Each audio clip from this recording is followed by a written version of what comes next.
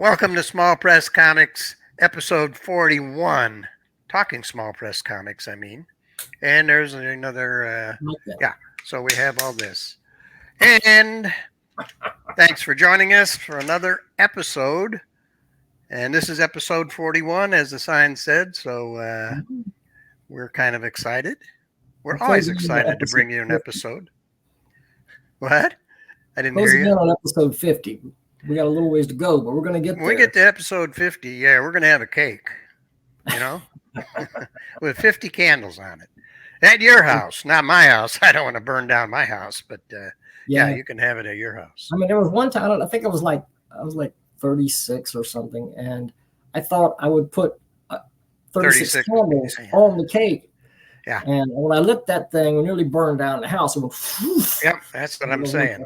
So you have it at your house, you have the 50 candles, and we'll watch the joint burn down. Right. All right, let's get started. What do we got here for today? Huh? Go ahead. In 3 weeks, I'll be 67 years old.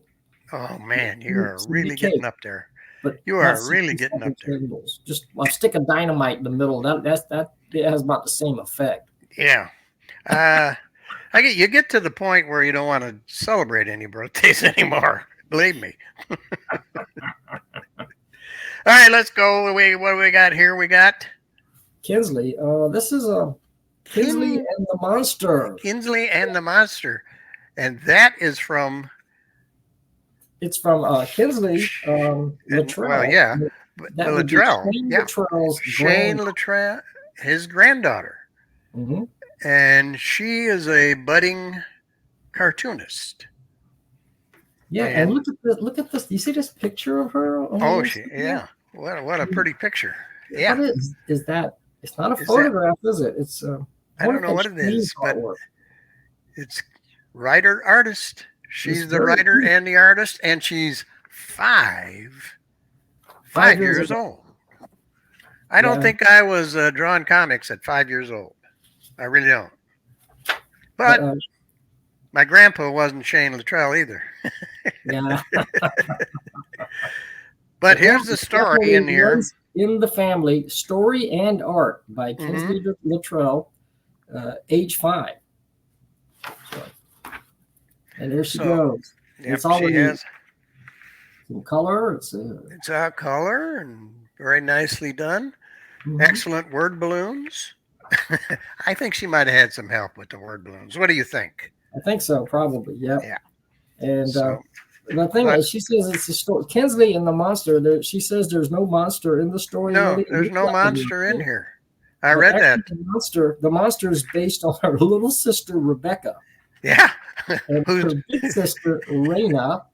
Reina means queen in Espanol, folks, just in case you don't know. But the monster is her little sister. But she says this in a fond and happy way. It's not, She's a fun monster. She's a good monster. She's a happy monster. Yeah. Always like a good monster. That's right. And, yep. And there's a back cover.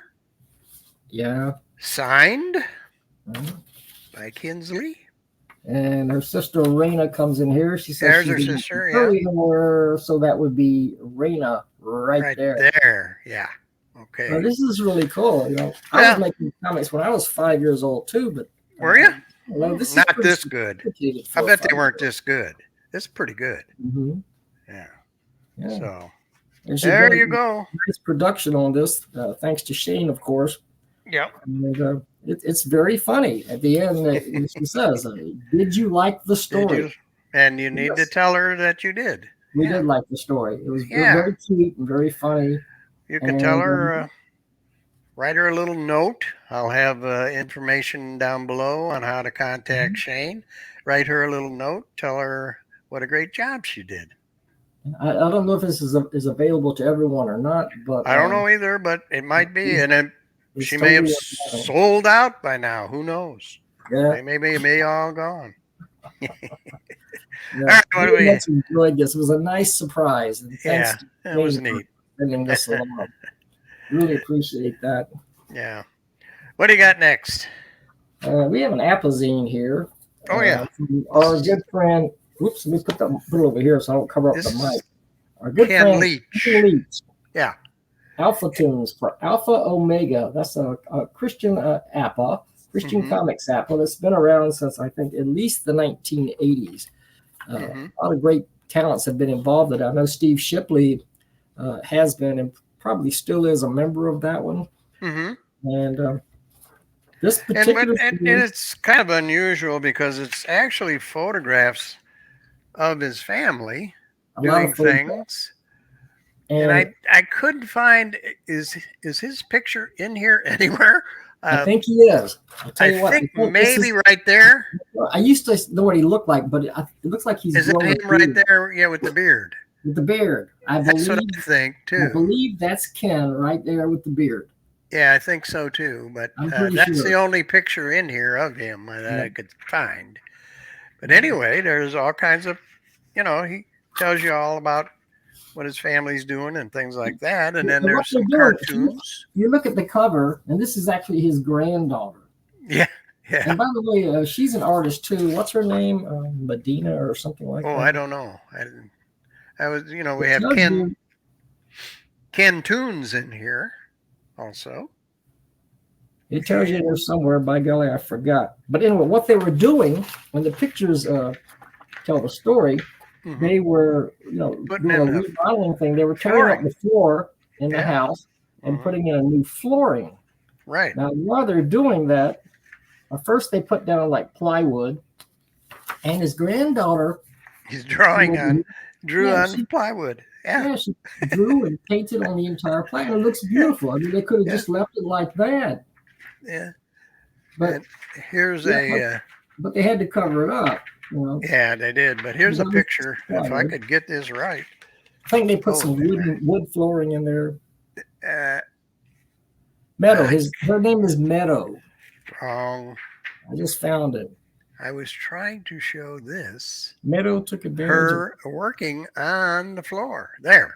Yeah. Boy, I couldn't get it up. And so one day, 100 years from now, when somebody pulls up the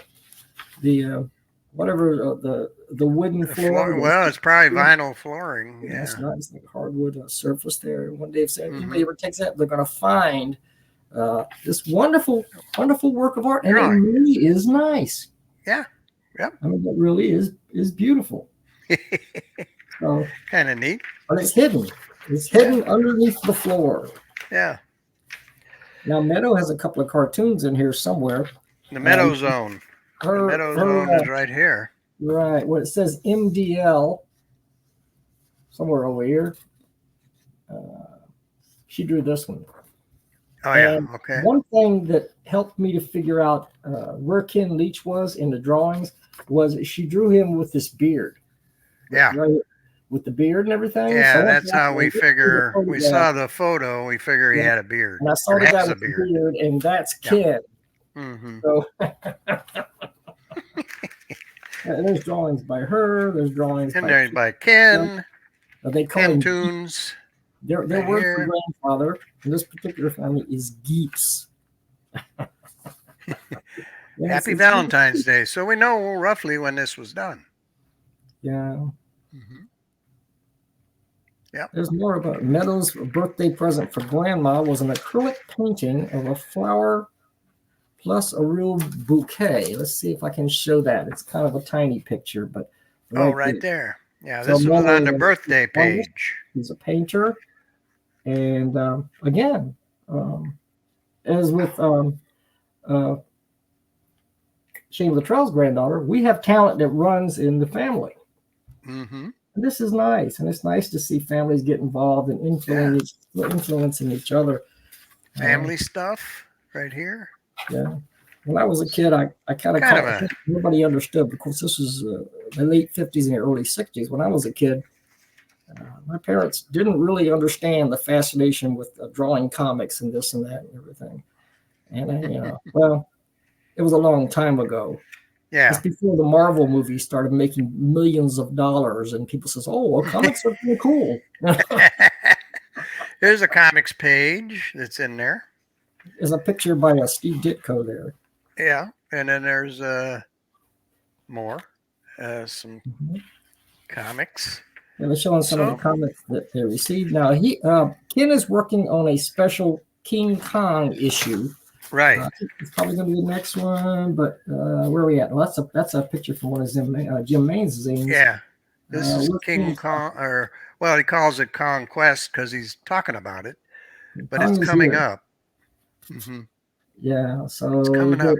He's asking for contributions for people who want to send in billows of King Kong. Yeah. Or inspired by King Kong for an upcoming special issue. There you go. So folks, if you're a cartoonist, might be something you want to get involved in. Yeah. Oh, and here's some artwork associated that somebody else has sent in. I don't know. That's John Lambert. Is that John Lambert? Okay. John Lambert. He tells you on the page just before that. He did. Okay. Looks like, look at that. It looks like painted white on a black background. Looks like white something. John Lambert is a terrific artist, and it's always a pleasure to see his work. Mm-hmm. And then it has mailing comments in there in the back. So it's a APA newsletter type thing, and some neat stuff in there. It's still really enjoyable, even if you're not part of the APA. We're not in the APA, but we really enjoyed this. And thanks, Ken. Thanks so much for sending this. Yeah. So, okay, and we've got coming up next. I don't know what. Up next. Okay, this is a new comic. This just came out. It's called Galaxy Comics #1. That's my friend. You were a little boy. Well, I was a teenager. Okay, I just had it. I don't have that one. I'd show it off. I did it. Shows that 1970, and it has the very first stories of Nightman and a Sunwing. And is that mimeographed? No, this is in pencil. This has never been printed anywhere. It's never even been printed. Well, that's going to be hard to get a hold of. Yeah, but I'm rewriting the story of Nightman, and that's for the new upcoming I just thought I'd do a little self-promotion here. Okay. Here's a guy who died, and he's off in the dimension of the dead. It's very psychedelic. You know, back in those days, it was all like psychedelic artwork. Oh, yeah. And he's preparing to turn into Nightman to come back and seek vengeance on people who killed him, for one thing. And never mind, there's a whole story coming up. Okay. And I'm going to do that script. And the name of the comic that you're producing right now, that you're working on, is number 10. Okay. I still have copies of #1 available as a POD reprint. You can, if you want, you can send me a query about that. It is available for like $7 a copy. It's an exact reprint of the 1973 small press comic. Okay. Cool. I didn't mean to get into that self-promotion, but now that I did, I'm darn happy I did, you know.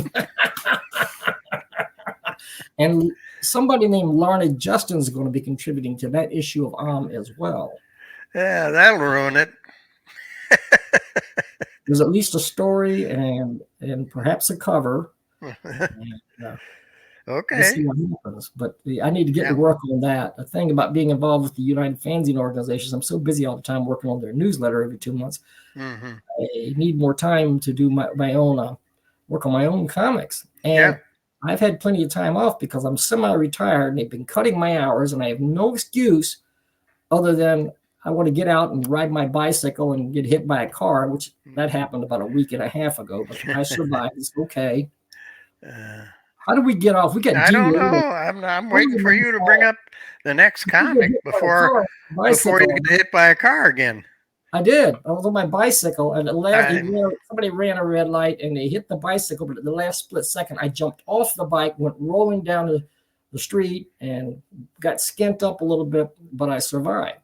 And the only reason I survived was because I wanted to make this show. That's right. We don't let anything stop us. Nothing. Like getting hit by a car. I'm going to make. We're going to do this show, man. That's right. Even if we had to do it from your hospital bed, we were going to do it. The show must go on. But thank heavens I didn't end up there. Yeah. Okay. All right. What do you got now? But that's what makes this show Different. Right. Real different. Where were we? Okay. Oh, yeah. Oh, you got to bring up a comic. What are you going to bring up? That's what I thought. This is Pinocchio and Mr. Hyde, number 4, from Adam Rodriguez, with art by Larned Justin. By accident. This is a special issue. Well, Adam, of course, is the writer. All I did was do some drawings. This cover is my art, and it kind of gives you a hint as to what's inside there. I don't know if you meant to, but it's almost in Adam's style. There's a nod there to Adam's own style. I wanted to keep it a little bit true to what Adam does normally. The orangutan is more kind of what Adam would do, I think. But this is a great story because Adam mixes these classic, classic. There we go. As I was going to say, we have Robert Louis Stevenson, Edgar Allan Poe, and then the writer of Pinocchio, you have your finger over there, Carlo Collodi or something like that. I had to look that one. Did you do these too? You drew these pictures? Yes, I drew these. Yeah. I look just like Edgar Allan Poe, I'll say that. But it's so cool because he includes all these. And this takes place in Paris, France in 1834. Yeah. And the detective is Auguste Dupin. And I believe that Adam told me. Pardon me? In the Murders of the Rue Morgue, he was the detective. He was the detective, and that was the first detective novel ever written. Yeah. And that was by Edgar Allan Poe. And so he uses Dupin in this story. Adam does, which is very cool. It's an interesting collaboration between fictional characters. I mean, Mr. Hyde and Pinocchio. With Pinocchio. There they go. Yeah. And they're like best pals. Who'd have thought? Yeah. Well, yeah. And his this issue, of course, is number 4, but in number 1, he tells you how Pinocchio and Mr. Hyde got together. So, it's kind of ongoing. So you kind of have to get all the issues to understand what's going on. But issue 1, the hand, that's something that Adam himself created, right? Yeah, the hand. Those are a group of kind of mysterious mercenary type people. Yeah. And they're called the Hand. The Hand. And they're after Mr. Hyde. Yep. So anyway, so not going on detective work and this guy here. We have an inspector from the Paris police. If I can find, but this guy here, he was the guy who was in charge of the orangutan. Yes, he was a sailor. He was a sailor. He was a sailor on a ship, and he had the orangutan who escaped, got away from him. And they're asking for help, and he says, "Assassins? I didn't sign on for assassins." Yeah, right. Those are the Black Hand. They're assassins. Yes. So, that goes on. The orangutan. It goes on, and orangutan has a fascination with the shaving knife. Yeah, the orangutan wants to shave everybody. Yeah, so you don't want to get got a razor. You don't want to upset him because he can be pretty violent. Yeah, so, yeah, but it's cartoon violence, so it isn't bad. Yeah, well, it's not. Yeah, it's. And this story, of course, is continued. You can see that it says "to be continued" right there. Yeah, Adam's a brilliant writer. I mean, the script is, but he's got he's got stuff coming up. Here's a zine coming up from him. Short horror stories, terrifying. Yeah. Well, that'll definitely be worth looking at. That's from Adam. He's got something else coming up I wanted to show you. Disco Dracula. Like which Disco is a Dracula. play. That's a play. Like he needs to go on a diet, I think. Yeah. But Adam is an actor also. If you're going to dance in the disco, you got to be able to. This guy looks a little heavy for disco work. Yeah. Looks like Travolta. Travolta gained a lot of weight. Yeah. And the police are looking for assistance, and they come across one Dr. Louis Pasteur. Mm-hmm. Louis Pasteur. Yep. Who's helping them develop a serum to capture Mr. Hyde. Mm-hmm. And Mr. Hyde has been very elusive by this time. Yeah. And figures of real life, figures of literature, all merged together in this unique book. And on the back, there's all kinds of advertisements. Some of them are real, some of them are not. Mm-hmm. You can figure out which ones are which. I see the hallucinogenic licking toad is there. This is $5. And of course, in my opinion, well worth it. Oh, definitely. This is $5. And you might want to, if you get this, you might want to get the other ones. So you there's know a story. There's a drawing by Adam himself. Yeah. Showing the his Night of Ravens. Ooh, that's very eerie. That's a short story by Adam. I don't know whether it's written or it's illustrated, but it is a short story. And then artist for hire. He will do commission work. So, and I know he's done some commission paintings. He also paints. He says, just wait till you see stuff in full color. Yeah, he paints. Very cool. Watercolor, mostly. But, and then I know he's done a commissioned watercolor or two. And then he vowed to do 100 paintings in a year. If you look at his channel, and I'll put this information down below, he vowed he would do 100 paintings in a year this year. Wow. I think he's done like 3. That's one painting every 3 days. Yeah, I think he's done like 3. But he'll probably do it. He'll probably do it. On the inside back cover, just before the inside back cover, my finger's in the way. The editor says stuff, and he mentions our show. So, Adam, thanks for mentioning the show. Yeah. He says, Larned has this really great YouTube show called Talking Small Press Comics, blah, blah, blah. He and another small press publisher named Steve Keeter, a minor person, another guy, or some other guy, charmingly promote these independence works with the right kind of, I love what he says, the right kind of humor, sass, and enthusiasm. Sass. Yeah, you got to got a lot of sass. You got to spice it up a little bit.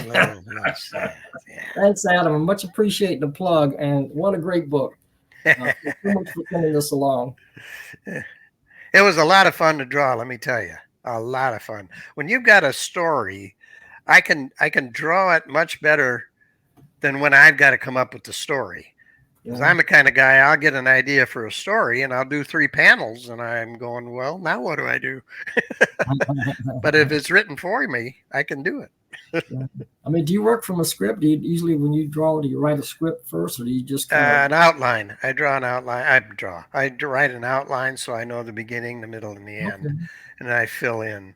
Yeah. Okay, then you kind of wing it as you go. Well, that's good. Here's an example of that. Yes. This is 19th Century Detective. This might be the best zine that I've received lately. 19th Century Detective by Larned Justin. Yeah. This one, the episode is called The Gypsy Queen, and apparently you haven't published this in like a decade, right? Right. The last ones were in 2006. Number of things happened, and I kind of quit doing things, and I decided to bring this back. That's why it says book 3. It is book 3, but book 1 and 2 are from 2006, and I only have maybe a couple copies left of that. But and this is what's nice about this is Thomas Ahern did the inks. That's right. Thomas Ahern did the inks in here. Now he didn't. I did the first few pages, and then he takes over doing the inks after that. And then Tom Felrath did the layout and everything. How it's laid out. He did the scans for getting it printed and all that. Quite a bit of work he did. Really appreciate both of those guys working on this. That's a beautiful looking zine. And you have this great story. You have this continued from the earlier issues.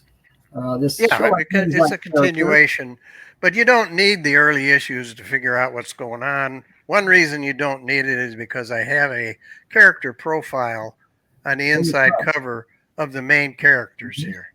Lane Brain, that's the Sherlock Holmes type character. He's a detective, a retired detective. He's retired detective.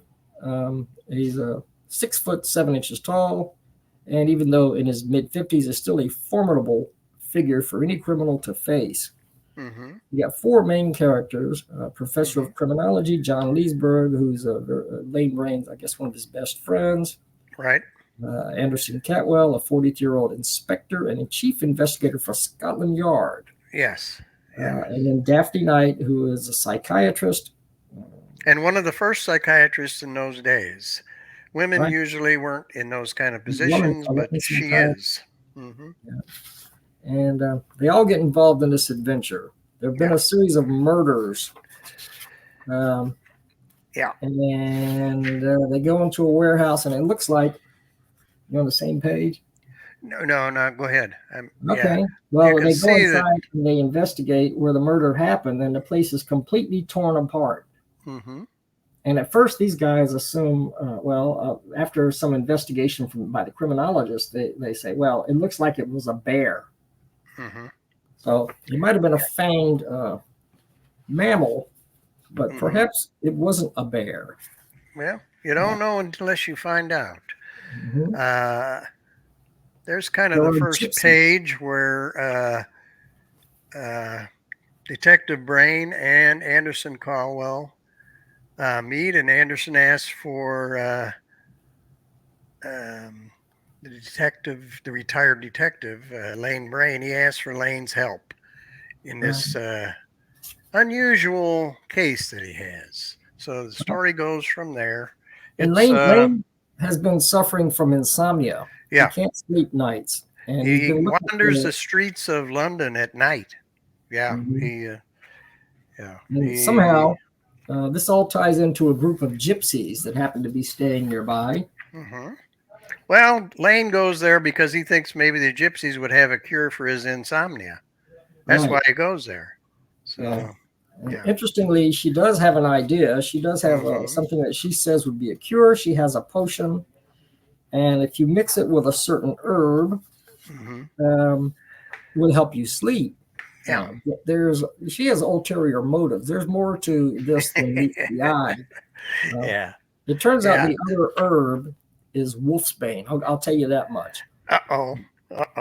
Even a man who's pure at heart and says his prayers at night, they become a wolf when the wolfbane blooms and the autumn moon is bright. Yes, I've seen my Lon Chaney movies, and I know. I know this for a fact. Also, just by the way, there is a pencil drawing of Lon Chaney Jr. here in Larned's more realistic style. Excellent. That's Lon Chaney. Yeah. Yeah. And I always liked Lon Chaney movies, watching the old movies on TV. I have all those old Universal movies. All those are great. The Dracula movies. Those were just classic. Yeah. So this is 30 pages, and then a couple extra pages with the drawing of the Wolfman and some other things. But 30 pages. The cover price is $7. Postpaid. There's the werewolf. Oh boy, you gave it away. Okay. That's okay. Once they brought gypsies and wolfsbane, it was like the old Universal, not totally predictable, but it's in that same vein. I might say vein. But it kind of reads like, and even Sherlock Holmes. You remember the old Basil Rathbone? Yeah. Well, movies. The early issue referred to Sherlock Holmes. He was a contemporary of Lane Brain, but he had some drawbacks. Mainly, he was a drug addict, so they didn't want to bother with him. So they went to Lane Brain to like Holmes. get The some help from 7% him. solution. He was addicted to cocaine. Yeah. And that's covered in the first 2 issues, but those are kind of out of print. But okay. Anyway, I can't give everything away. The gypsy claims that she's trying to help. Their potion will help her control certain animalistic instincts of certain people. But there's more to it. So there is a surprise at the end. Yeah. And you did a great job. The script is terrific. The story is, the artwork is excellent. It's just the style is, it's like the style is actually somewhere in between your cartoony style and your more realistic style. Yeah. But it really works. It is a comic book, but it's not supposed to be funny. And it's not funny, but the cartooning style stays with it. Yeah, I don't try to be too realistic, but Thomas Ahern helped a lot with those inks. I don't consider myself much of an inker, and this is in the 1800s. You have the good guys. It starts to get exciting. They're off on horseback. Yeah, they're headed to the woods on horseback. Yeah. Headed for a wolf's cry, it says. Look at this artwork. That's really nice. That's really, I like the solid blacks in the background. The gypsy woman. Yeah, look at that. That's expressive. Thomas Ahern helped with that. It wasn't quite that. The pencils weren't quite that good. Oh, you don't think so? Not quite. He really helped with the inking on that. So great job, Larned. Thank you. So you guys want to order this? It's $200 per issue. 200, yes, because it's a collector's item. Yeah. But Larned will give you the ordering. And don't forget, we will have those at Space in Columbus, Ohio, in June, and I will have that comic there. If you're in Columbus, stop by, pick up an issue, because we will have that along with some other comics that I have. Oh, and also this will be there. I have copies of this that will be at the show also. I have an extra copy of that one too. Sent by accident. Larned sent me a copy because he didn't know. I got all excited and sent him a copy, but Adam had already sent him a copy. Well, it just goes to show you. We get inspired. Somebody sends us something, and hey, Larned needs to see it, or Steve needs to see this. And so, and we send them to each other, but that one I went a little too fast. So anyway, that is pretty much it for us for this episode. We'll be back with episode 42 when we have some comics to show you. You didn't mention Patreon, did you? No, we're not. Okay, we're not going to mention that. No. Not yet. So anyway, if you want to talk about it, go ahead. But no, I'm not. Right now, the show is free. Even if we have a Patreon page, the show is still going to be free on YouTube. Oh, has nothing to do with that, right? And we're just looking into Patreon, so we haven't gotten too far. We are looking into it, and we will let you know more along those lines later. But the next episode, like I say, will be 42. If you're a creator, if you'd like to send us your comics, we will certainly feature them on here. So that is going to be it for us. You got anything else, Steve? No, we'll see you guys at Space. We'll have probably a couple more episodes before that. We'll have. I know there's some stuff on the way. Other people have told me they're sending. Yeah. No, there'll be a number of episodes. That's not till June, so that's a ways off. All right, we're going to say goodbye, and we will see you next time.